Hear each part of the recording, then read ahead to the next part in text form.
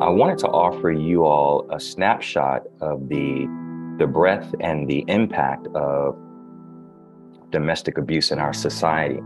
I'd like to provide a range of statistics which looks at how domestic abuse directly affects its victims, but also how it balloons out to affect our communities and large swaths of our society.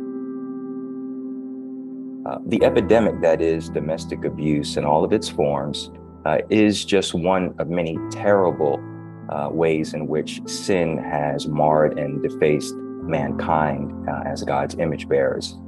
Sin is never localized to impact one or two people, but it's pervasive and spreads to touch us in many negative ways that we can't begin to fathom. And one of the things that makes domestic abuse so vile is its surreptitiousness, its secretiveness, its hiddenness, that it lurks behind nice smiles, charm, friendliness, charismatic personalities, prestigious jobs, high educational achievements, wealth, and possessions. And so it's not obvious, and it requires sometimes painstaking effort just to expose it and bring it to light. Domestic abuse is sin, and sin is predatory. And much of its power actually lies in its ability to remain discreet and unnoticed. Remember when God said to Cain in Genesis chapter 4, "If you do well, will you not be accepted? And if you do not do well, sin is crouching at the door. Its desire is contrary to you, but you must rule over it."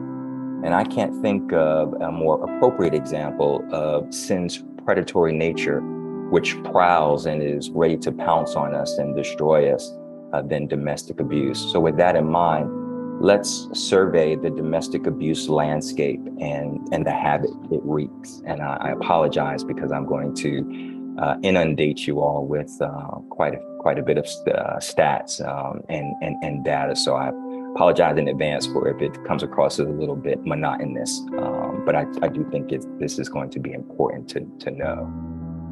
I first want to just share some general statistics taken from the CDC and the National Coalition Against Domestic Violence, their websites. As you can see on the slide there's a number of statistics and data, and I'm going to highlight just a few of them, but I'm also going to extend that and share some more stats with you as well. You can see there at the top where it says 20 is the age that a third of women become victims of dating violence.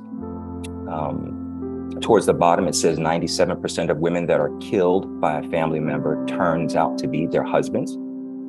92% of the women surveyed in this particular study listed reducing domestic violence and sexual assault as their top concern. Some others you see there is that adults aren't the only victims. 15 million plus children are witnesses to domestic violence each year. 1 in 4 women will survive a sexual assault per year. 1 in 6 American women will be assaulted by partners over their lifetime. You also see that $5.8 billion per year is the cost of intimate partner violence. It exceeds that number. Here's some other statistics that I thought would be helpful. So 1 in 3 women and 1 in 4 men in the United States have experienced some form of violence from an intimate partner over the course of their life. And 68 to 80% of children have been exposed to violence in their home. Domestic violence has devastating effects on its victims and their loved ones, with mental health consequences and physical injuries being common. Women with a history of violence were nearly 3 times more likely to rate their physical or mental health as poor, which may be compounded in the midst of a global pandemic like the one that we've been in the last couple of years. Domestic violence can also be fatal. Approximately 55% of female homicide victims are killed by an intimate partner, according to the CDC in 2019. On average, nearly 20 people per minute are physically abused by an intimate partner in the United States. During 1 year, this equates to more than 10 million women and men. 1 in 4 women and 1 in 9 men experience severe intimate partner physical violence, intimate partner contact sexual violence, and or intimate partner stalking with impacts such as injury, fearfulness, post-traumatic stress disorder, use of victim services, contraction of sexually transmitted diseases, and the like. 1 in 7 women and 1 in 25 men have been injured by an intimate partner. 1 in 10 women have been raped by an intimate partner. 1 in 4 women and 1 in 7 men have been victims of severe physical violence, which include beating, burning, strangling by an intimate partner in their lifetime. 1 in 7 women and 1 in 18 men have been stalked by an intimate partner during their lifetime, to the point in which they felt very fearful or believed that they or someone close to them would be harmed or killed. The presence of a gun in a domestic violence situation increases the risk of homicide by 500%. 19% of domestic violence involves a weapon. Intimate partner violence accounts for 15% of all violent crimes.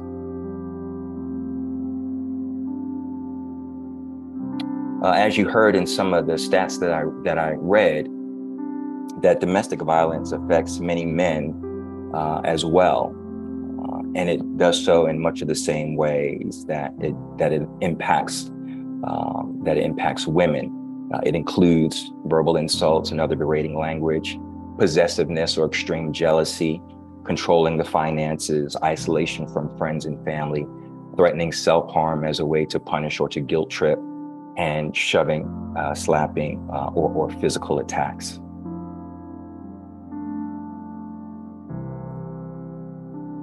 And as you see here, men also of various sexual orientations experience intimate partner violence. You see gay men at 26%, a little over 37% for bisexual men, and 29% for heterosexual men, who all have experienced rape, physical violence, and or stalking by an intimate partner in their lifetime. And on a typical day, this particular slide highlights the number of victims of domestic violence, calls that were received by a 24-hour crisis line, and victims sheltered due to domestic violence in the state in which I live, North Carolina, where this particular slide was being provided by Family Services of the Piedmont. And so you can see some of the stats there, and that's just in one state alone.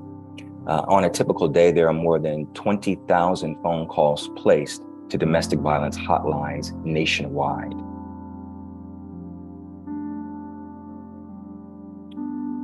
And so there are also many negative health outcomes associated with intimate partner violence. And these include a range of conditions affecting the heart, digestive, reproduction, muscle and bones, and nervous systems, many of which are chronic. Survivors can experience mental health problems such as depression and post-traumatic stress disorder symptoms. They're at higher risk for engaging in behaviors such as smoking, binge drinking, and sexual risk behaviors. People from groups that have been marginalized, such as people from racial and ethnic minority groups, are also at a higher risk for these kinds of outcomes and worse. As you can see on the slide as well, physical, mental, and sexual and reproductive health effects have been linked with intimate partner violence, including adolescent pregnancy, unintended pregnancy in general, miscarriage, stillbirths, intrauterine hemorrhages, nutritional deficiencies, abdominal pain, and other gastrointestinal problems, neurological disorders, chronic pain, and disability and traumatic brain injury. Victims of domestic violence are also at a higher risk for developing addictions to alcohol, tobacco, or drugs.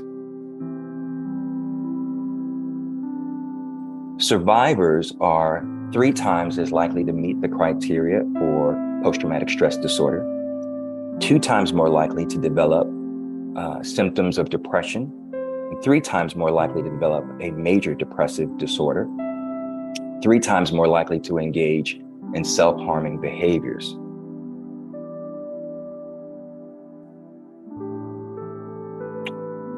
They are 3 times more likely to have suicidal thoughts and 4 times more likely to attempt suicide, 3 times more likely to be diagnosed with an anxiety disorder, and 6 times more likely to have a substance use disorder. This is Jesus speaking to his disciples in Luke chapter 17, verses 1 through 3. And Jesus said to his disciples, "Temptations to sin are sure to come, but woe to the one through whom they come. It would be better for him if a millstone were hung around his neck and he were cast into the sea than that he should cause one of these little ones to sin. So pay attention to yourselves." More than 15 million children in the United States live in homes in which domestic violence has happened at least once. These children are at greater risk for repeating the cycle as adults by entering into abusive relationships or becoming abusers themselves. So, for example, a boy who sees his mother being abused is 10 times more likely to abuse his female partner as an adult. A girl who grows up in a home where her father abuses her mother is more than 6 times as likely to be sexually abused as a girl who grows up in a non-abusive home. Children who witness or are victims of emotional, physical, or sexual abuse are at higher risks for health problems as adults. And these can include mental health conditions such as mentioned before, depression and anxiety. They may also include diabetes, obesity, heart disease, poor self-esteem, and other problems. Children in homes where one parent is abused may feel fearful and anxious. They may always be on guard, wondering when the next violent event will happen. And this can cause them to react in different ways depending on their age. Really young children who witness intimate partner violence may start doing things they used to do when they were actually younger, such as bedwetting, thumb sucking, increased crying, and whining. They may also develop difficulty falling or staying asleep, show signs of terror such as stuttering or hiding, and show signs of severe separation anxiety. School-age children may feel guilty about the abuse and blame themselves for it. Domestic violence and abuse hurts children's self-esteem, so they may not participate in school activities or get good grades, have fewer friends than others, and get into trouble more often. They also may have a lot of headaches and even stomach aches. Teenagers who witness abuse may act out in negative ways, such as fighting with family members or skipping school. They may also engage in risky behaviors, such as having unprotected sex and using drugs or alcohol. They may have low self-esteem and have trouble making friends. They may start fights or bully others and are more likely to get in trouble with the law. This type of behavior is certainly more common in teen boys who are abused in childhood than in teen girls. Girls are actually more likely than boys to be withdrawn and to experience depression.